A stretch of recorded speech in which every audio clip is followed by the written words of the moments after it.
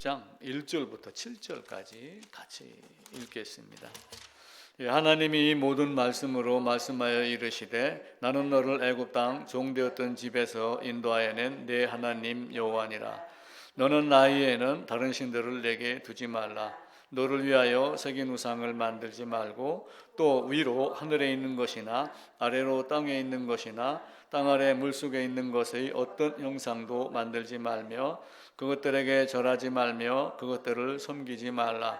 나 내 하나님 여호와는 질투하는 하나님인즉 나를 미워하는 자의 죄를 갚되 아버지로부터 아들에게로 3세대까지 이르게 하거니와 나를 사랑하고 내 계명을 지키는 자에게는 1000대까지 은혜를 베푸느니라. 너는 내 하나님 여호와의 이름을 망령되게 부르지 말라. 여호와는 그의 이름을 망령되게 부르는 자를 죄 없다 하지 아니하리라. 아멘. 우리가 예배 드리면서 읽었던 그 십계명의 일부가 오늘 본문입니다. 하나님 우리에게 여러 가지 말씀을 하시면서 내가 여호와니라, 내가 이렇게 하며 하나님 자기를 드러냅니다. 그래서 내가 아브라함에게 이런 복을 주겠다, 내가 너에게 이렇게 하겠다라고 하며 오직 한 분 하나님만을 말씀을 하셔요. 우리가 창세기 1장, 2장을 보면서 태초에 하나님이 천지를 창조하시니라 라고 하며 창조에 대한 이야기가 쭉 나오고 그러니까 어떤 사람들은 그것이 어떤 그 신화, 창조 신화가 아니냐 이렇게 보는 사람들도 있는데 신화가 아니고 역사적 사실을 기록을 한 겁니다. 또 창조과학회나 이런 분들이 욥기 37장 이후에 나오는 여러 가지 본문을 사용을 해서 창조가 사실이다라고 하는 것을 과학적으로 증명해내지만 그들이 증명한다고 하여 창조가 합리화가 되는 것은 아닙니다. 단지 하나님의 창조가 너무 오묘하니까 그냥 과학의 힘으로 한번 들여다보는 것 그 수준입니다. 그래서 창세기 1장, 2장은 창조 신화가 아니고 역사적 사실이며 하나님의 창조 사역에 대한 기록이다라고 하는 겁니다. 그런데 왜 사람들이 신화냐 또 어떤 그 이방 신에 대한 우상에 대한 이야기를 많이 하냐면은 사람들이 만들어낸 것이 신화이며 우상이기도 합니다. 그래서 고대 신화 또 고대 설화 이렇게 이야기를 하는데 이런 쪽에 보면은 많은 신들이 등장을 하는데 이걸 이제 우리가 우상이라고 그래요. 우리가 이제 노래 많이 하고 뭐 이렇게 인기 끄는 사람들 보고 아이돌이라고 그러잖아요. 그 아이돌이 사실은 이제 우상이에요. 그냥 그들을 그냥 맹목적으로 추종을 하는 겁니다. 정치인들도 보면은 맹목적으로 어느 한 사람을 추종을 하는 사람들이 있고 그런 종류들이 많이 있습니다. 이유 불문하고 무조건 그는 옳다라고 하는 사람들도 많이 있습니다. 그래서 이 신화 혹은 설화 또 아니면 우상 이런 것들을 만들어 놓은 이유는 인간이 어떠한 마음을 갖느냐에 따라서 의지하고픈 대상을 만드는 거예요. 그동안 한 분 하나님, 창조주 하나님 많은 것들을 이야기를 하고 있고 창조에 관련 말씀도 드리고 이렇게 하며 창세기 1장에서 계속 머물렀는데 창세기 1장을 생각을 하다가 우상을 먼저 알아야지 되겠다라고 하는 생각이 들어서 이야기를 합니다. 그래서 인간에게 영향을 주는 자연환경 이런 것들이 굉장히 또 한편으로 두려움을 갖습니다. 저처에 기근과 지진이 있을 것이다 말세에는 이렇게 이야기를 하지만 만약에 막 지진이 일어나고 홍수가 일어나고 강이 범람하고 막 해일이 일어나서 막 도시가 덮이고 이런 경우를 한번 있는다고 해보세요. 그럼 이 현상이 자연 현상이다라고 생각을 하지만 이 힘은 과연 어디서 올까?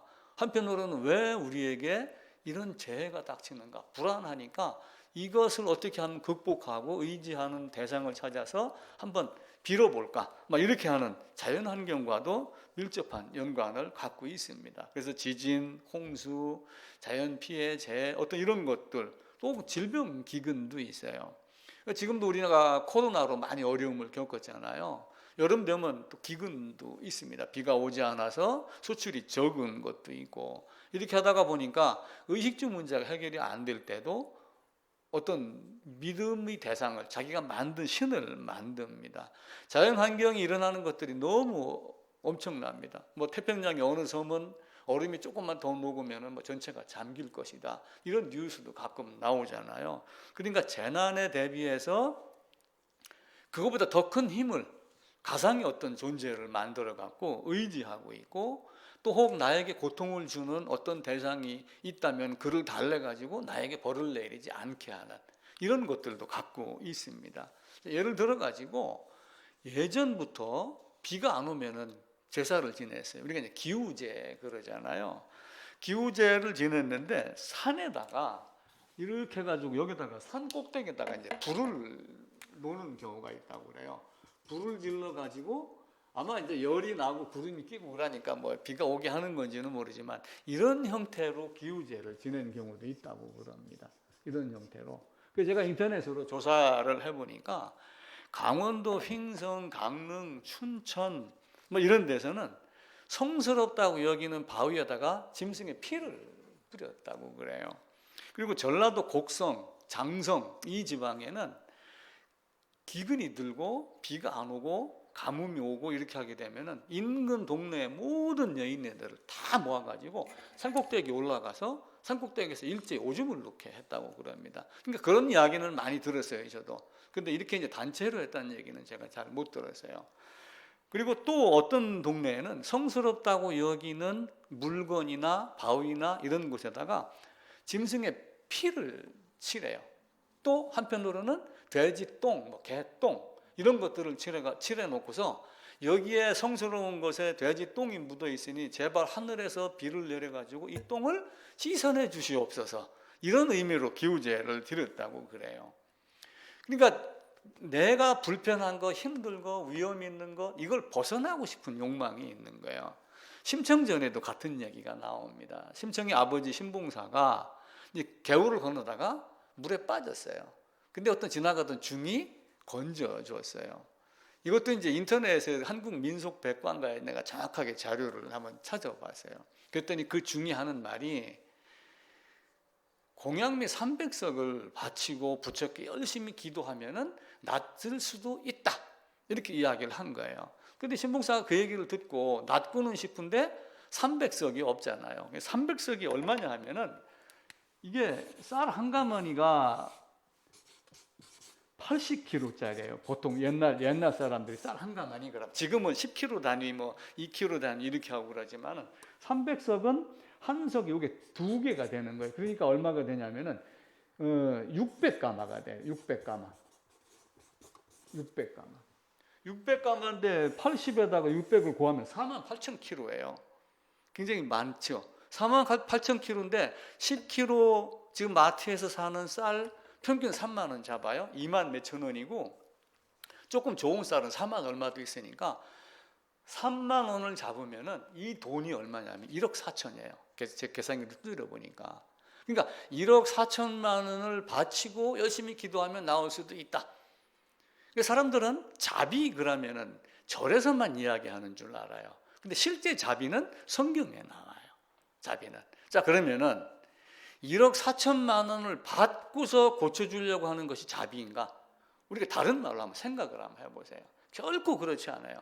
심청전의 이 내용만 이해를 한다 할지라도 그들이 자비가 아니라는 걸 알아요. 근데 눈이 뜨고 싶었던 간절한 소망이 있기 때문에 그래요. 그래서 아버지의 인상, 얼굴을 보고 아버지가 불편해하니까 왜 그래요 아버지? 이러쿵저러쿵 했다. 근데 쌀 300석이 없다. 그러니까 심청이가 고민했는데 어느 날 갑자기 인당수에다가 몸 던질 처녀를 구한다 해가지고 얼마냐 300석이다 내가 가겠다 해갖고 이제 인당수에 들어갑니다. 그러니까 왜 인당수에다가 재물을 드린 거예요?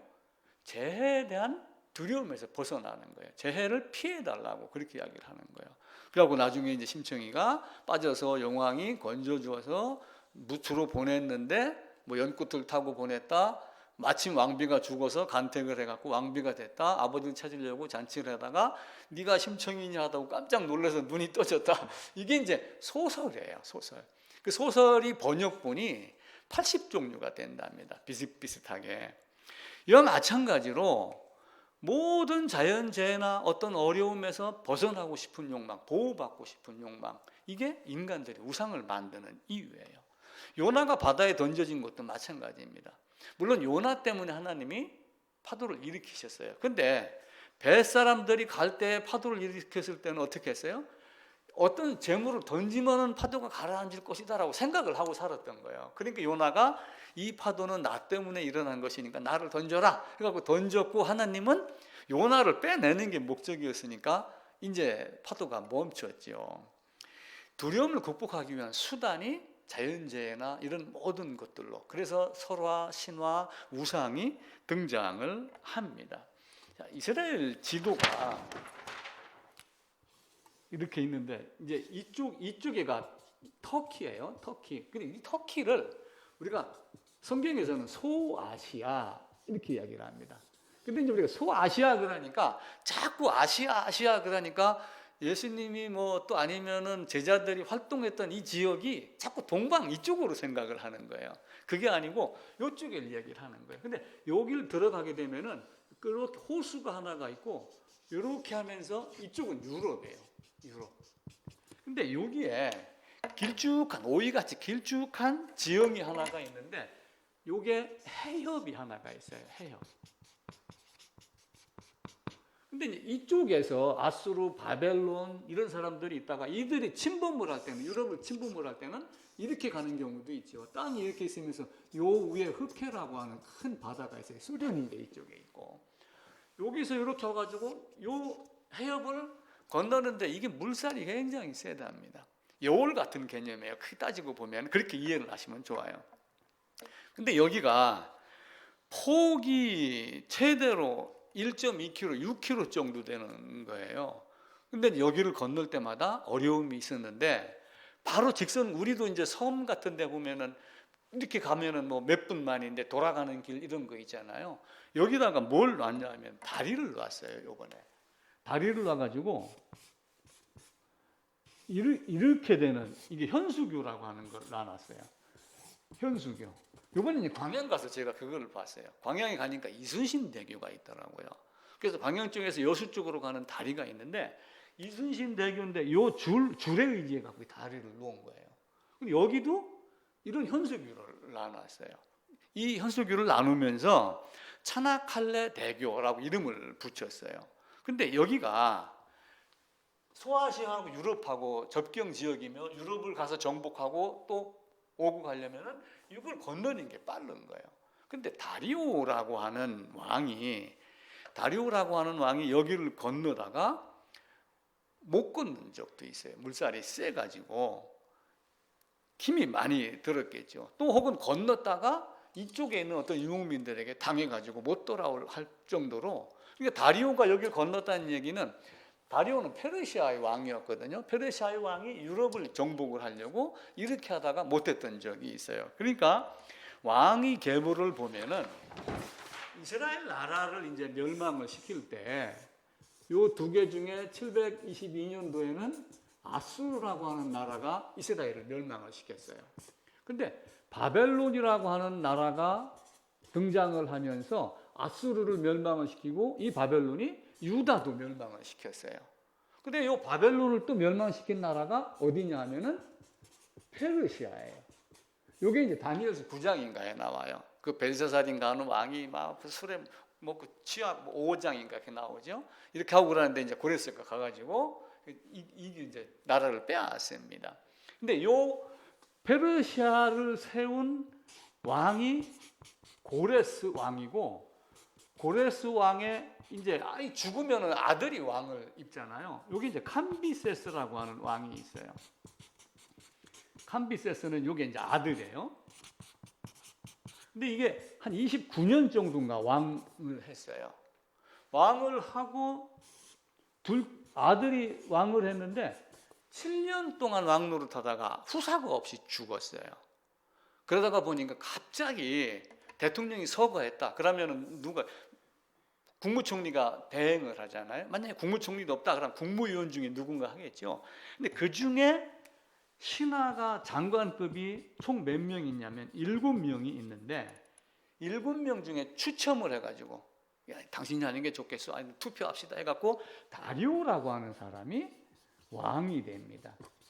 다리오라고 하는. 요 다리오라고 하는 왕 여기를 건너다가 문제가 이제 많이 생겼었어요.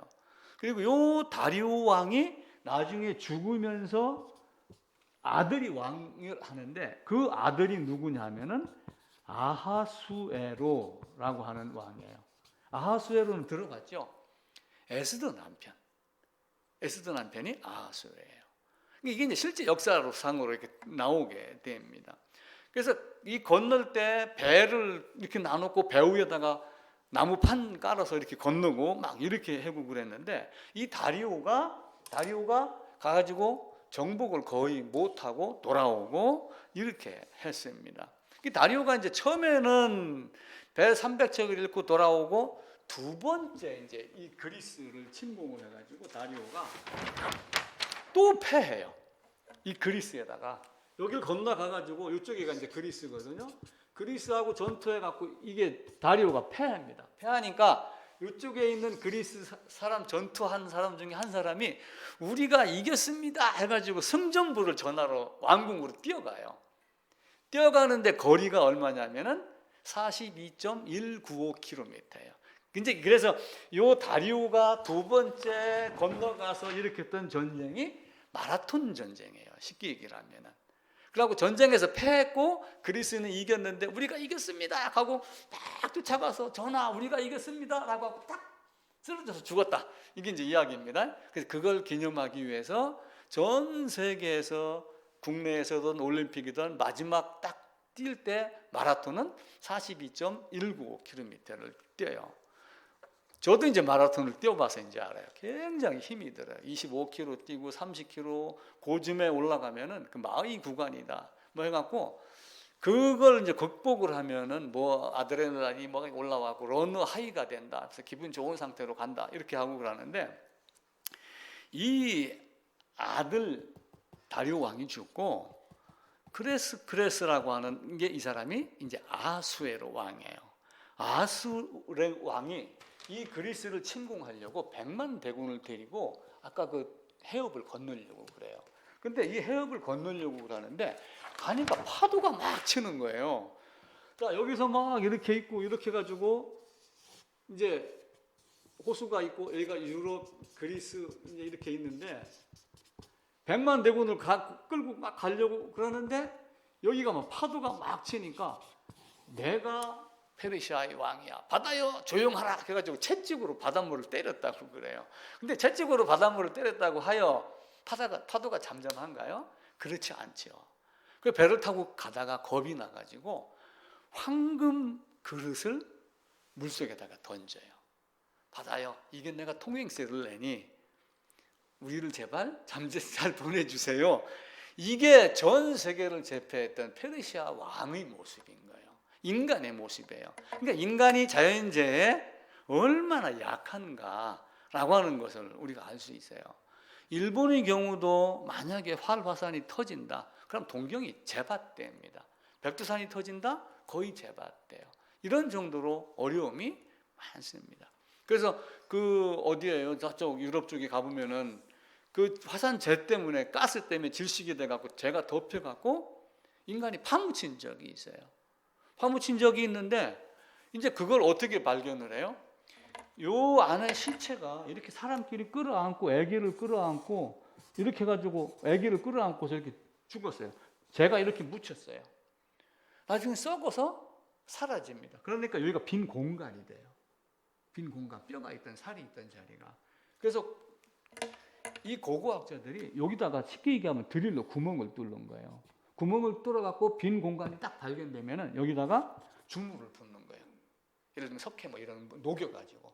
그럼 녹이면 어떻게 돼요? 이 상태로 딱 되죠. 딱 떠나서 굳은 다음에 그걸 빼내가지고 전시를 하면서 옛날에 이렇게 죽었습니다. 가보면 똑같아요. 사람 그대로 떠낸 거니까. 둘이 연인들이 끌어안고 자식 끌어안고 막 그 땅속으로 막 고개 쳐박고 했던 이런 모습들이 있어요. 자연재해는 무섭습니다. 자연재해뿐만이 아니라 무엇인가가 두렵기 때문에 그 두려움의 대상에게서 자기를 지켜줄 걸 만드는 것이 우상이에요. 그거를 글로 말로 전해서 만드는 것이 신화, 설화의 개념입니다. 언젠가는 제가 말씀드렸어요. 고대인들은 쥐도 섬깁니다. 예를 들면 이도 섬깁니다. 이가 나를 괴롭게 해요. 쥐가 나를 괴롭게 해요. 그러니까 쥐를 달래서 나에게 피해를 주지 마라. 우리 농작물 갉아먹지 마라. 이렇게 해서 그들을 신호로 섬깁니다.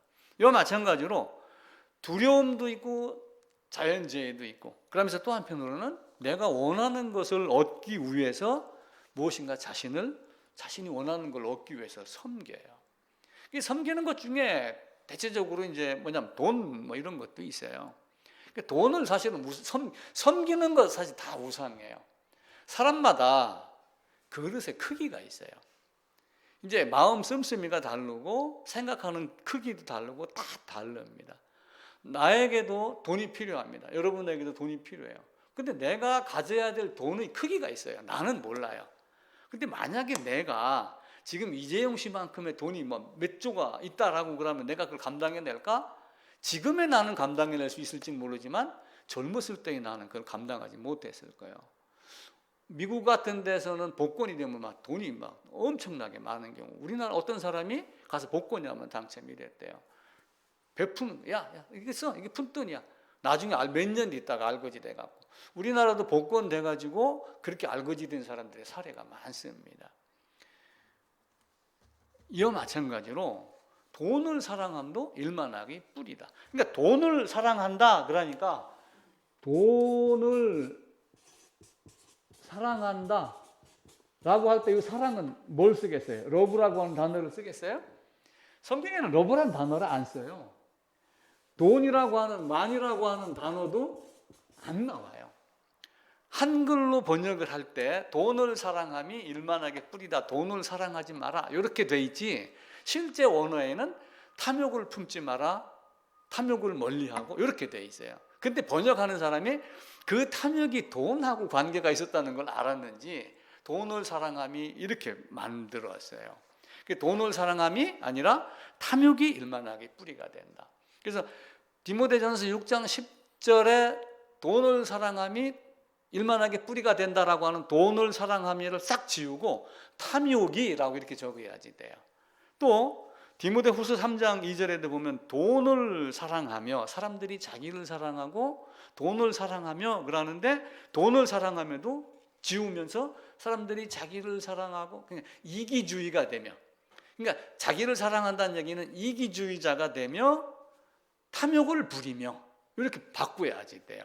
또 히브리서에도 13장 5절에 돈을 사랑하지 말고 여기도 탐욕을 버리고, 그래서 디모데전서 6장 10절, 디모데후서 3장 2절, 히브리서 13장 5절 요 세 군데는 돈을 사랑이라는 것을 다 지우고 탐욕을 버리고 이렇게 말을 다 바꿔야지 됩니다.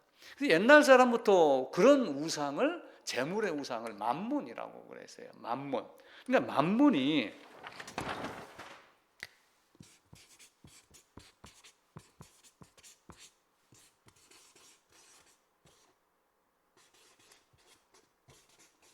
이게 아람어 마모나라고 하는 단어에서 나온 거예요. 아람어 마모나에서 나왔는데, 이게 이제 성경적으로 이제 해석에 들어갔을 때는 돈, 재산 뭐 이런 거에 대한 부정적인 의미로 사용을 해요.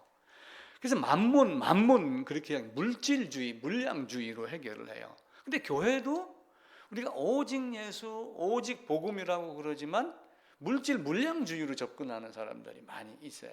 근데 이런 경우는 우리가 좀 버려야 되지 않겠느냐라고 생각을 합니다. 하나님과 재물을 겸하여 섬길 수 없다라고 이렇게 했잖아요. 근데 그 재물이 사실은 뭐예요? 만몬이 돈뿐만이 아니라 나의 위치, 나를 높이는 것, 내 자랑거리, 막 이런 모든 것들이 다 사실은 만몬에 포함이 됩니다. 교회의 크기나 숫자나 헌금이나 사람 숫자나 이런 것들이 아니에요. 그래서 금을 숭배한다. 그래서 배금 사상, 이렇게 배금주의라고 말하거든요. 이런 것들도 없어야지 됩니다. 나일강이 막 넘칩니다. 나일강이 넘치니까 위에서부터 흙탕물이 내려오고 비옥한 물질이 무기질 뭐 이런 거 있잖아요. 갖고 와가지고 논밭에다가 뿌려줘요. 내가 안 했는데도. 그 다음에는 어떻게 돼요?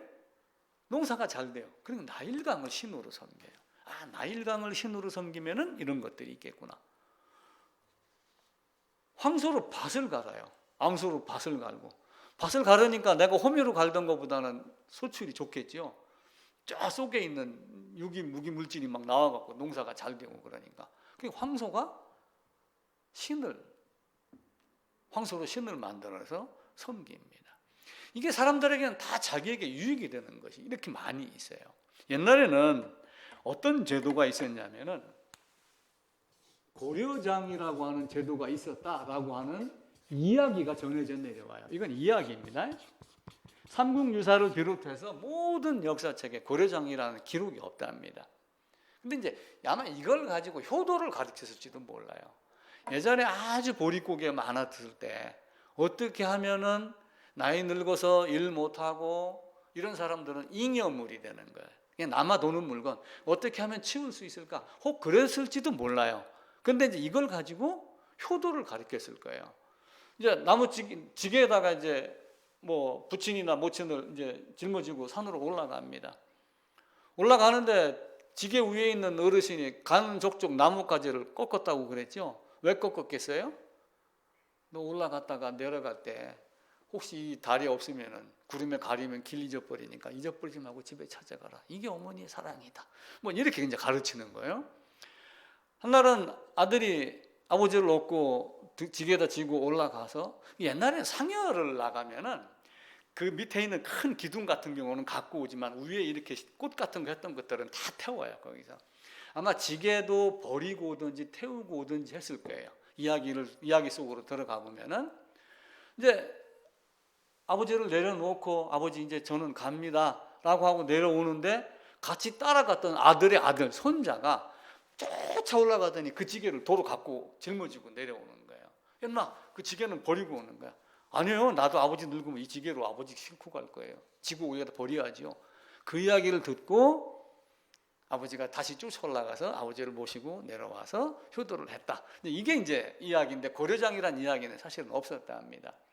또 한편으로 이제 이런 얘기, 속 얘기 중에 모친을 갖다가 산속에 버리고 내려왔더니 아내가 모친이 입던 옷을 입고 모친이 먹으려고 떠났던 밥을 먹으면서, 그러니까 인생이 그렇게 살아가는 거다라고 하는 어떤 그 세대의 변화, 숟가락 하나 덜어내는 의미, 이런 것들을 가르쳤어요.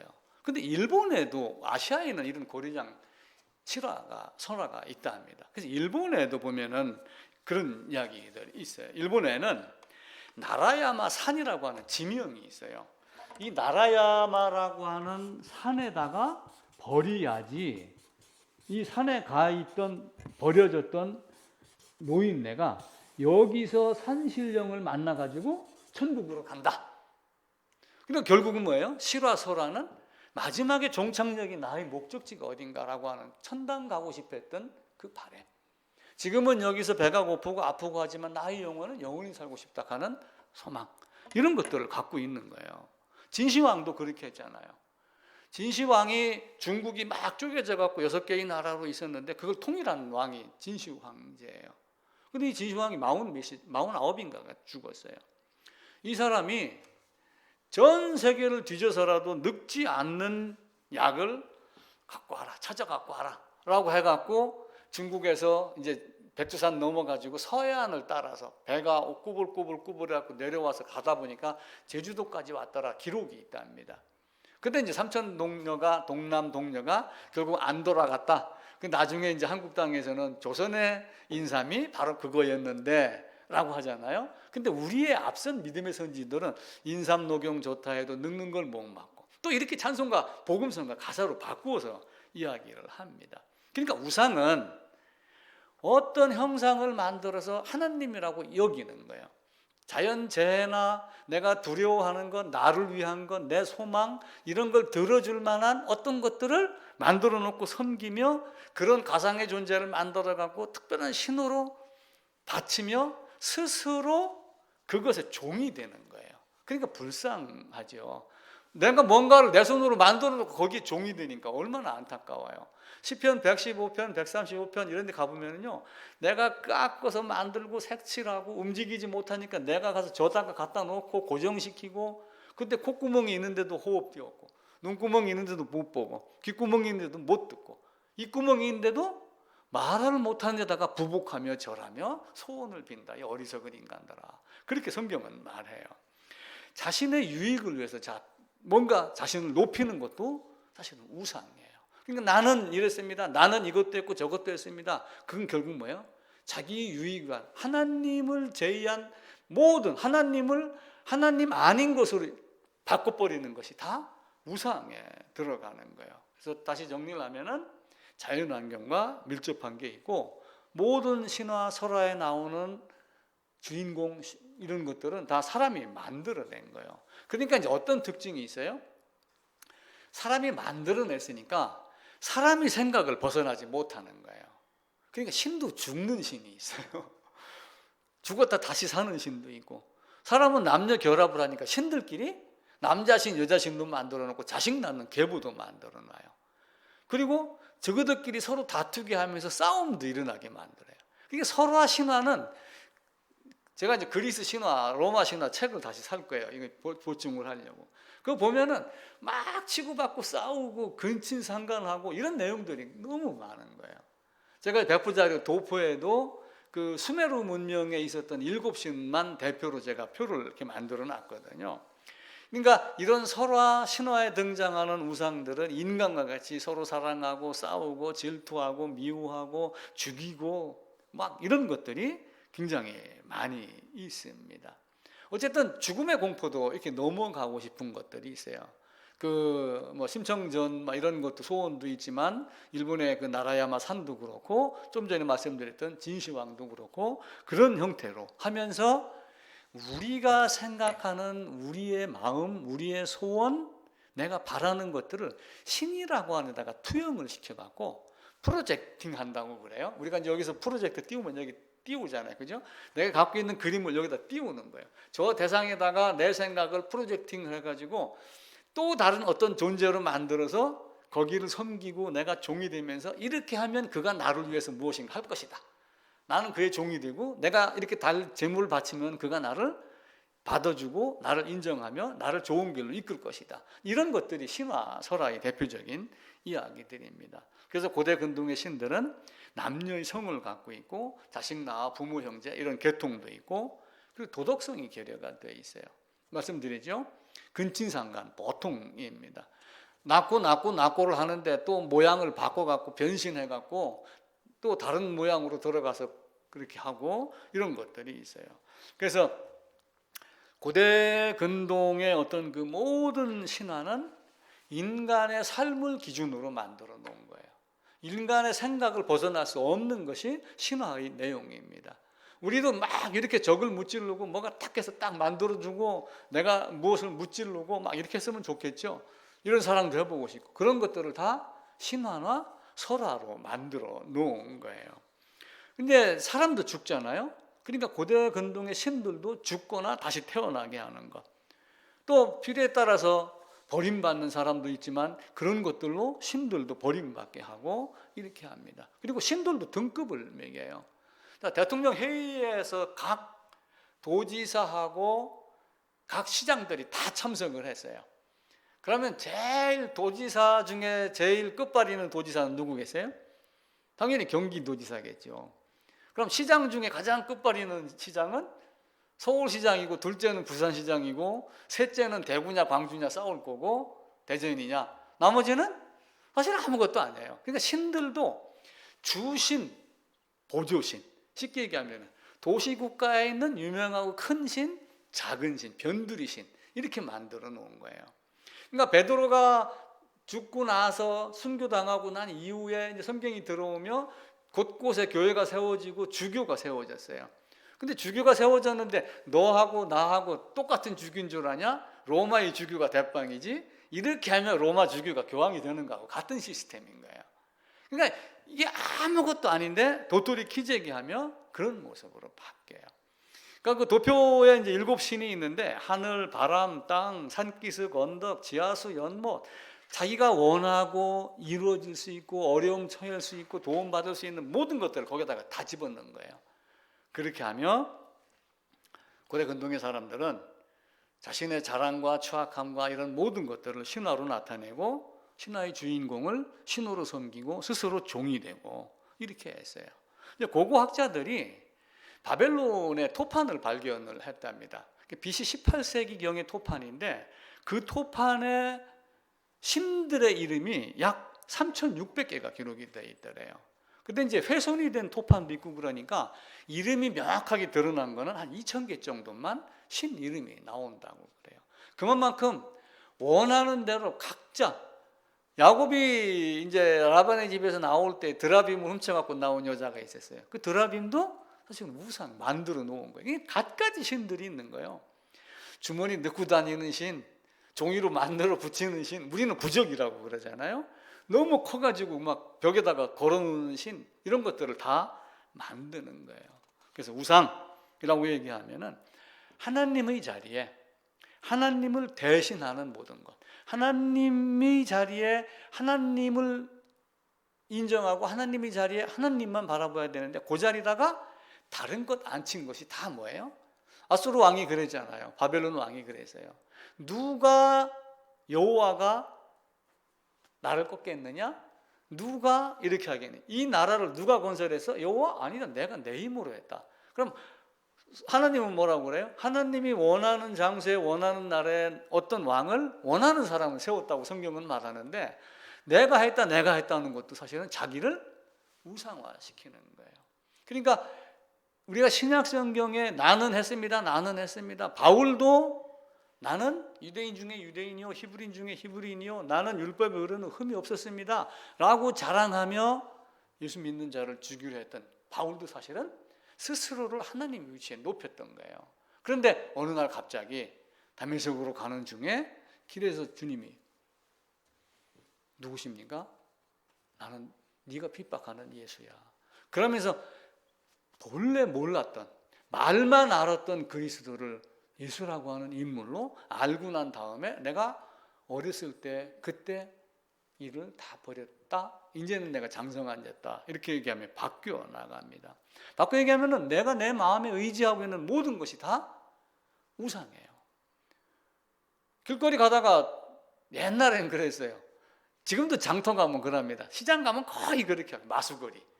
그죠? 마수거리인데 웬 거지가 기다려 마수거리 할 때까지 이것도 사실은 다 우상이에요. 이 만몬 이런 것들이 다 알게 모르게 다 침투해 들어왔습니다. 그래서 우상을 먼저 이해를 해야지 나름대로 이스라엘 역사 전체가 우상에게 매여 있고 사람의 역사 모든 게 다 우상하고 엮여 있다라고 하는 것. 그 우상에 매여 있을 거냐 하나님께 매일 것이냐라고 하는 것을 성경은 크게 두 가지로 딱 나눠서 이야기를 하는 거예요. 그러니까 가인이나 이런 악한 자들은 하나님을 멀리하고 자기를 높이고 우상을 따랐고 아벨은 자기를 죽이고 하나님 한 분만은 하나님의 자리에 놓았고 이게 우상과 또 하나님과의 차이가 됩니다. 우상에 대해서 한 2주간 더 이렇게 말씀을 드리려고 합니다. 어쨌든 이제 코로나가 이제 벗어났습니다. 긴 터널이었는데 출구가 언제 나타날까라고 했는데 커브를 돌고 하다가 보니까 출구가 보이고 정부에서도 공식적으로 이제 모든 통제를 다 풀고 이제 스스로 관리를 해야지 된다. 또 앞으로도 어려운 일이 닥칠 수도 있어요. 근데 스스로 잘 관리하지 않으면은 이제 정부의 통제로 되는 것이 아니라는 것을 이제 깨달아가기 시작을 합니다.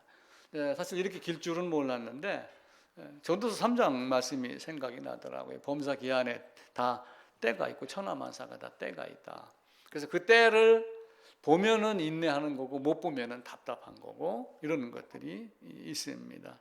우리가 2020년도 총가에 코로나 해서 너무 극심한 공포를 일으켜가지고 오예배도 중지하고 식사도 없앴고 막 이렇게 하면서 이제 가정에 계신 분들은 유튜브를 보면서 설교를 보자 예배 드리자라고 했는데 아마 그렇게 다 하셨을 줄 믿습니다. 정부가 이제 통제를 했지만 지금은 이제 앞으로는 꼭 그렇지는 않을 것이다. 근데 이제 정부가 통제를 하면서 사실은 교회가 2갈래, 3갈래를 이렇게 많이 나뉘었어요. 안 간다, 못 나간다, 우린 죽어도 가야 된다 해갖고 뭐 소송 거는 데도 있었고, 전광훈 씨 같이 이상한 사람들이 또 등장을 해갖고 교회가 또 욕을 먹게 했고, 정부에서도 사람 모이는 곳이 교회뿐만이 아니고 지하철도 있는데 무조건 코로나가 발생하면 어느 교회 발 이렇게 하니까 교회가 또 상당히 어려움을 겪기도 했습니다.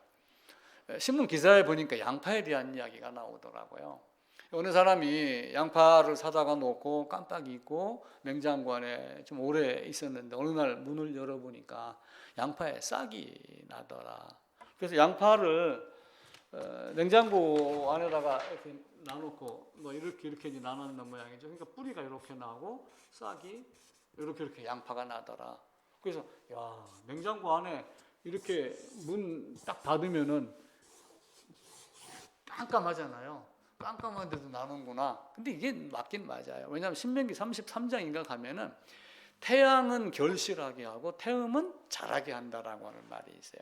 그러니까 달빛, 어둠은 자라게 하고 태양빛은 결실하게 한다라고 하면서 요셉에 대한 축복에 대한 이야기가 나오는데, 이 빛이 있던 없던 냉장고 안에 갇혀서도 뿌리는 아래로. 이 사람 얘기하는 건 이거예요. 요 싹 나오는 거는 위로 올라가는 것이 신기했다. 그 얘기를 하는 거예요. 그래서 가만히 보다가 에이, 내가 이렇게 놨으니까 당연히 밑으로 내려가고 위로 올라가겠지. 그래가지고 양파를 이제 한날은 옆으로 이렇게 나눴답니다. 여기 싹 나서 이렇게 옆으로. 그랬더니 시간이 지나니까 싹이 어떻게 해요? 뿌리가 약하니까 이렇게 내려왔겠죠. 이것도 처음에 이렇게 내려오는데 어느 순간 다시 이렇게 올라가더라. 뿌리는 이렇게 가더라. 그래서 섭리라는 것이 무섭구나. 우리도 마찬가지예요. 내가 어느 곳에 있든지 나의 신앙만 똑바르다면은 내가 내려갈 것, 올라갈 것, 가야 할 길을 다 알아요. 바닷가의 소나무라고 하는 동영상을 제가 언젠가 한번 보여드렸는데, 바닷가가 이렇게 있어요. 여기가 이제 철렁철렁 바다입니다. 이 염분이 있잖아요. 여기 이제 소나무가 이렇게 있습니다. 소나무 뿌리가 어느 쪽으로 뻗을까요? 이걸 이제 조사한 거예요, 사람들이. 어느 쪽으로 뻗었겠어요? 소나무 뿌리가? 우리가 소나무 뿌리가 물이 있으니까 혹 이렇게 간 거 아니냐, 이렇게 간 거 아니냐 그랬는데, 이걸 딱 잘라서 보니까 소나무 뿌리가 다 어디로 갔어요? 염분이 없는 쪽으로 간 거예요. 나무 뿌리도 이러한데, 하물며 인간이, 하물며 사람이, 하물며 신앙을 갖고 있다면은 우리가 어느 쪽으로 어떤 방향으로 살아갈 것인가 라고 하는 것을 생각할 수 있다, 해야지 된다라고 하는 거예요. 그래서 예배당에 오시든 오시지 않든 다 이겨냈으리라 생각을 합니다. 앞으로 더 어려운 환경이 올 수도 있어요. 물론 말세에는 처처의 기근도 있고 어쩌면은 더 강한 질병이 찾아올 수도 있습니다. 옛날 만화 영화대로 한다라고 그러면은, 만화책대로 한다면은 로봇을 만들어 놨는데 로봇이 인간을 통제하는 시대가 올 수도 있어요. 주민등록과 같이 주민등록이 없으면은 뭐 아무것도 지금 은행 계좌도 개설 못 하듯이 나중에는 이마나 오른손에 표 받지 못하면은 매매도 못 한다. 그렇기 때문에 표 받아야 된다. 이런 어려운 상황이 어쩌면은 지금 예행 연습인지도 모르죠. 마지막은 아무도 동행하지 않아요. 예수님 한 분만 내 안에 있는 영, 그 영 안에 있는 나, 이것만 함께하지 다른 아무것도 못합니다. 그제도 광양 갔다 왔지만 세 딸이 있는데 아무도 같이 갈게 이렇게 하지 않아요. 옛날 사람도 순장한다고 하여 높은 사람이 죽으면 시중도를 갖다가 같이 묻었어요. 그 사람들 가고 싶어 갔겠어요? 얼마나 끌려가기 싫었겠어요. 그러면서 그 안에다가 공간을 만들어 놓고 밀정량의 양식을 줬든지, 아니면은 단칼에 죽여서 그냥 모습만 넣었을지, 그러다가 이제 어느 순간부터는 흙으로 모형을 만들어서 그것들을 대신하기 시작을 했습니다. 이제 정부가 통제를 했듯이 우리나라의 산업사회도 정부 주도 산업사회가 많아요. 지금도 정부가 통제를 하려고 그래요. 뭐 얼마 만들어라, 뭐해라 그러지. 미국 같은 경우는 한국 반도체 들어와 해갖고 땅만 딱 제공을 하고 만드는 건 누가 다 만들게 해요? 민간 기업이 알아서 움직이게 해요. 초창기에는 한강의 기적, 뭐 포스코 강철, 아까 그 차나켈라 그 그 대교도 포스코 광젤 우리나라 기업이 그걸 만들었어요. 그럼 기업이 일할 수 있는 환경만 만들어주는 것이 정부의 역할이거든요. 코로나도 마찬가지예요. 교회도 마찬가지고. 교회도 오라 오지 마라 통제하는 것이 아니라 이제는 스스로 자기 관리를 할 줄 아는 모습이 돼야지 됩니다. 옛날에는 예배 드리면 막 일사불란하게 막 아멘하고 막 찬양하고 박수치고 막 통성기도하고 이랬는데 예전 같지가 않잖아요. 지금 어떻게 돼요? 그런 것이 아니라 저게 참 신앙인가? 라고 하는 걸 자꾸 생각을 하는 거예요. 그런 능력들이 자꾸 생겨나기 시작을 해요. 철광석도 갖고 와서 그 중에 쇠 뽑아내듯이 아프리카나 이런 데 보면 강바닥에서 모래 파가지고 채로 쳐갖고 사금 이만한 거 하나 건져내고 그러잖아요. 아이들이 학교 안 가고. 그 작지만 사금 하나와 같은 존재가 내가 되어야지 돼요. 어려움이 있지만 우리가 이겨내야지 됩니다. 그 패션 오브 크라이스트라고 하는 영화도 보게 되면은 패션이라는 단어를 써요. 이게 이제 패션이 뜻이 이제 두 가지예요. 하나는 열정이에요, 열정. 두 번째는 순환, 고통 이런 것들이 있어요. 그러니까 우리 주님의 순환을 통해서 이제 맵슨 길인가 하는 그 양반이 만드는 영화는 이제 우리 주님의 순환, 패션 오브 크라이스트 이렇게 얘기했는데 이제 열정만 갖고도 실은 힘들 때도 있어요. 우리가 이제 알지 못하는 상황이 있기 때문에 그래서 다 천하만사의 때가 있듯이 어떤 때는 가장 좋은 게 가장 위험일 수도 있고 위기일 수도 있어요. 그래서 위기라고 하는 단어를 예전 사람들은 두 가지로 봅니다. 위기. 이게 위기는 위험이에요. 요 기는 기회예요. 위기는 위험과 기회다. 그러니까 어떤 상황이 딱 자극이 왔었을 때 내가 어떻게 반응하냐에 따라서 넘어질 수도 있고 일어설 수도 있어요. 이 코로나가 어쩌면은 신앙과 물론 종교라는 말은 좋은 거지만 종교성이라고 하는 바울이 너희가 사도행전 17장에 범사에 종교성이 많도다라고 하는 종교성은 미신적이라고 하는 단어를 사용을 해요. 우리가 일반적인 종교가 아니거든요. 어쩌면은 그 종교성과 신앙을 갈라내는 하나의 훈련 과정, 연단의 과정이 될 수도 있다라고 생각을 합니다. 앞으로도 어려움이 있지만 잘 이겨내고 하나님이 늘 우리를 살펴보고 계십니다. 사도행전에 보게 되면은 이제 스데반이 막 그 돌에 맞고 막 이렇게 하고 그러잖아요. 그러면서 스데반이 이제 하늘이 열리는 걸 보고 이야기를 했을 때 우리 주님이 보좌에서 하나님 우편에서 이렇게 벌떡 일어나는 장면이 나와요. 다리가 저려서 일어났을까요? 앉아 있다가 에이 나도 지금 쿠션이 좀 뭐 한번 서서 운동 좀 한번 할까? 이게 아니라 스데반이 그 고통 당하는 것이 안타깝고 힘들고 힘을 주기 위해서 우리 주님이 그 자리에서 벌떡 일어나면서 나를 내려다보는 거예요. 그러니까 우리의 삶도 지금 주님이 나를 내려다보고 있다. 이 생각을 갖고 이겨내면은 됩니다. 때로는 피하고 숨을 때도 있지만 때로는 뚫고 지나가야지 때가 있어요. 뚫고 지나가지 못하면 매번 돌아가야지 돼요. 고속도로 한번 가보세요. 어떤 때는 터널 이런 게 있어요. 만약에 그 터널이 없다면은 몇십 킬로를 돌아가야지 돼요. 근데 그 터널 뚫는 고통 속에서 어떻게 돼요? 그 다음부터는 순탄한 길로 바뀌는 것이 있어요. 그래서 우리가 신앙그라지만 새 예루살렘에 대한 소망을 갖기 위해서 지금 내가 가진 복음이 정확한가? 거듭났는가? 거듭나지 아니하면 목사도 천국에 못 갑니다. 대통령도 교단의 총회장도 신학자도 아무도 못 갑니다. 단 거듭나야지 갈 수 있는 나라. 그래서 옛날에 아기들 부를 때 그런 노래 있잖아요.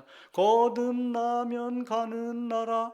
그렇게 불러놓고서도 목사도 거듭나지 않으면 못 갑니다. 이러면 기분 나빠하는 사람이 있어요. 그럼 당연하지요. 라고 하면서 거듭남에 대한 이야기를 해야지 되는데 나는 목사니까 당연히 거듭났다. 이런 논리로 접근을 한단 말이에요. 그거는 절대 잘못된 겁니다. 그래서 우리가 이제 바른 길 가는 코로나로 어려움이 있었지만 잘 극복해 주셔서 감사하고 앞으로도 어떤 터널을 만들기 위해서 뚫고 나가는 그런 각오가 있기를 간절히 기도를 드립니다.